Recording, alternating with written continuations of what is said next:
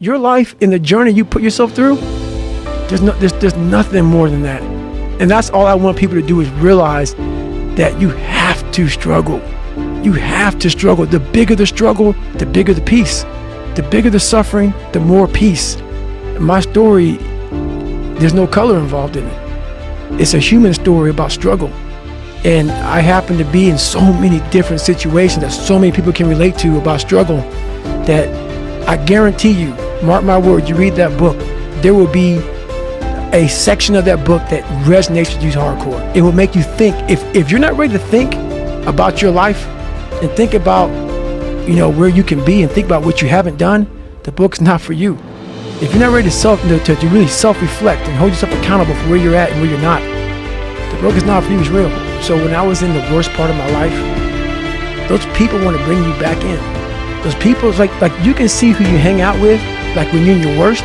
And when you're trying to get better, what makes it hard to get better is that you are hanging around people who, like, let's say you are an alcoholic. You hang around people who drink. And let's say you want to stop drinking. Those people want to bring you back in. Like, I used to be this guy who was, who wasn't worth anything. Now those people who are still there, they're 16, 17, 18, 30 years ago, they're trying to get you back there. So the hardest part, you got to see who you're hanging out with, man. You got to hang out with the people who you want to be like the most. What separates me from a lot of people is they go into a daunting task, and the task is overwhelming. Like, when I heard the pull-up record was 4,020 pull-ups, and I was talking about breaking this record, people are like, oh my God. I went right to a pen and paper. Like, what are you doing? I'm doing the math, man. What are you talking about? I'm open-minded to the fact that, okay, if I do 5 pull-ups in a minute for so many hours, I can get so many pull-ups in. How much time do I have to rest? I was breaking the math down. You have to be open-minded to the possibilities that I can do this. Once you shut your mind down to the possibility that it can be achieved, there's no way it can happen. So that's why my eyes and my body light up about things, because I know that if you're in a fight, you have to attack. You have to keep attacking. The enemy has to know he is not going to give up. You must break the soul of whatever the fuck is in front of you. That's what I realized. I was never breaking the soul of anything in front of me. So that's why I came up with a thing called Taking Souls in my book. I started to devise ways to break a soul of a human being, of an object, of whatever's in front of me. If you keep on attacking something, nothing wants to stand in front of anything that is relentless. Nothing. It takes 1 second of energy to steal everybody's, and then you have all the energy you need. That's all you need. You need to look at someone's eyes. You know how it is when you fight somebody and you broke that motherfucker. He's like, oh God, man, I don't want to go back to the next round. And you feel like, my God, I can fight all day. I can fight all day long. That's what taking souls is. But you have to have the will, the heart, the courage to go that distance when you're exactly jacked up. You have nothing left to give, and give more. I learned how to control my adrenals. If you know how you get that fight or flight response when you get to move real quick, and I started learning the mind a lot, how to get myself jacked extremely fast, like in a horrible environment when everybody's miserable. I learned how to really find strength in the misery when everybody's suffering, everybody's all poopy pants and their mentality's down and everything. I started just like, my God, this is where I shine. And I started using all that misery for tons and tons of drive and motivation to then lead people further. Because you can get a lot of power through misery. And once people see that, my God, Goggins is fucking going, then everybody says, roger that. Let me get my shit and go too. So I started realizing that if you can just find strength just a little bit longer, you will have a crew of people following you along the way. The mind controls everything. So what I realized was that when I was growing up and I was 300 pounds and I got all fat and I got all insecure, I realized that my mind kept taking me in this direction. When things got uncomfortable for me, when I was facing my insecurities, I was facing my fears, my mind said, oh no, we have a tactical advantage. We need to get you, separate you from this feeling over here. Life's all about feelings. We want the happy feeling. We don't want that feeling of this sucks. Why am I here? And you don't have any, so you can't answer those questions, so you leave.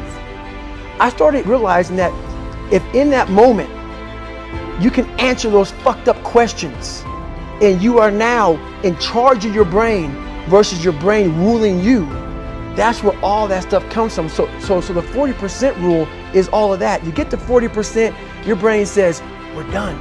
Let's roll, man. This is starting to get painful. This is uncomfortable. So you sit down. You have to figure out ways, and everybody's different. That's how the book kind of talks about, like we all have these things about, 5 steps to this and 4 steps to this. It's a lot more than that. That's all bullshit. It's a practice that you have to, it's a habit. So if you know that at 40%, I'm feeling pain. At 40% I'm feeling pain. That's where the 40% rule kicks in. Now it starts. Okay, I'm feeling pain. My mind's saying all this shit to me. It's saying get out of here, run, flee. The fight or flight kicks in. Okay, we're done. We're not good enough. It starts telling you all these things. You start to believe it because the mind controls all. This is the time where you have to gain control back of your mind. It's okay. Let me see if I can go 45%. And once you start giving yourself more and more hope and start realizing, okay, the mind starts to be, okay, what are you doing? We're supposed to be going right and you're going left. You start then controlling your mind. Start finding more in yourself. And it goes from 40% to a lot further than that. But that's the start of it though. Get to the spot where your mind is saying stop. Whatever that is, you gotta get there first. And then that's when that shit starts to work for you. You gotta control yourself in that moment. When you really sit back at your life and you are in that dark room and you're looking at where you started from and you tell yourself, God, dog, man, my mom is this way, my stupid stepdad got murdered, my dad beat the shit out of me, I can't read and write to save my fucking soul, I've lied about it to everybody, I've cheated on all these tests. My God, man. And then you put a goal in your mind. How are you gonna feel, man, when you accomplish this goal coming from that shit? Coming from the fucking hell you came from. A lot of people start from a good starting point. They have a good foundation.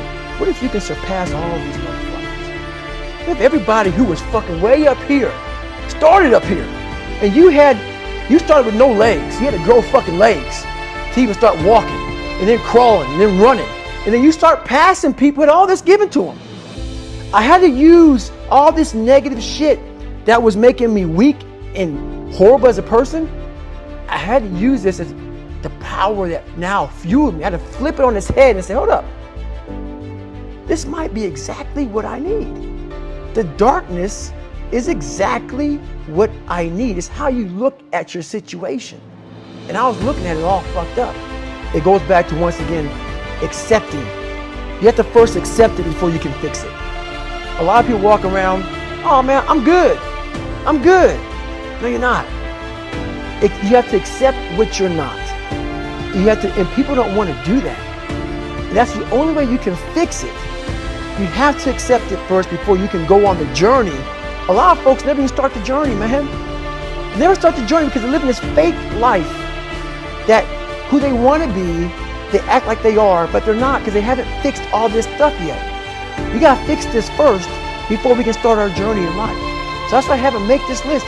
You fix these problems, now your journey can begin because you no longer care about how people are judging you.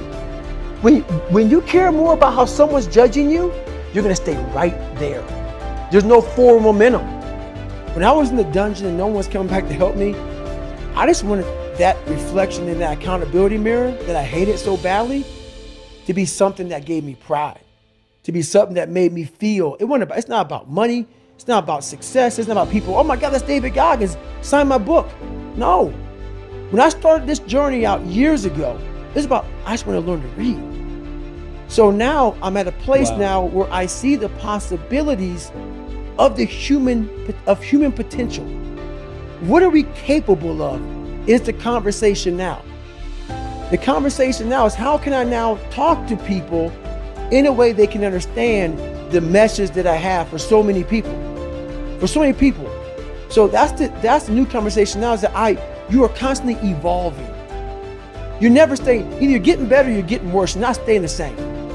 So for me, I have to constantly be getting better. I have to constantly be evolving my message. So I'm constantly thinking in the quietness of my mind. That's a key point too. The world is so fast-paced. The world is so noisy. So my conversation now a lot of times is, my God, slow down. The world can take you here, be there, be everywhere. And I lose myself sometimes.